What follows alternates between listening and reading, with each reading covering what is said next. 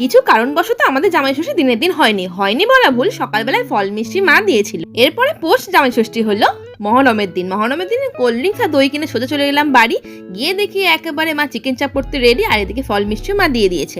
তারপরে এই যে আমাদের এই বারান্দাটা দেখি না, সব থেকে সুন্দর জায়গা। আর তারপরে সবাই মিলে মিষ্টি খাচ্ছি আর ফুটবলে হাইলাইট দেখছি। তারপরে অনেকটা গল্প করে দুপুর হয়ে গেছে। তারপরে সবাই মিলে চলে এলাম লাঞ্চ করতে, ভাই, আমি, বাবা আর মিস্টার জানা বসে পড়লাম। আর দুপুরে মেনুতে ছিল মায়ের হাতে সব থেকে ফেভারিট মাটন বিরিয়ানি, চিকেন চাপ, স্যালাড, চাটনি, পাঁপড়। আর মাকেও বললাম বসে পড়ো আমাদের সঙ্গে, কিন্তু না, মা তো বসবে না, সবাইকে খাবার দিয়ে তারপরেই বসবে। যাই হোক, দুপুরবেলা খেয়ে উঠে একটু বিকেলবেলা চলে এলাম ছাদে, আর এই হলো আমাদের ছাদটা। তারপরে দেখলাম সবাই দল বেঁধে মহরমে উৎসবে একদম মেতে উঠেছে। বিকালবেলায় খাবার হজম করার জন্য মা দিয়ে দিল কোল্ড ড্রিঙ্কস, আর এই যে ঝাঁপিয়ে একদম বৃষ্টি এসেছে। তারপরে খেয়ে নিলাম একটু করে দই, তারপরে একেবারে রেডি হয়ে নিলাম, বাড়ি যেতে হবে। তারপরে মা বাবা সবাইকে টাটা বলে চলে এলাম বাড়ি। নেক্সট ব্লগে আবার দেখা হবে, ততক্ষণের জন্য টাটা।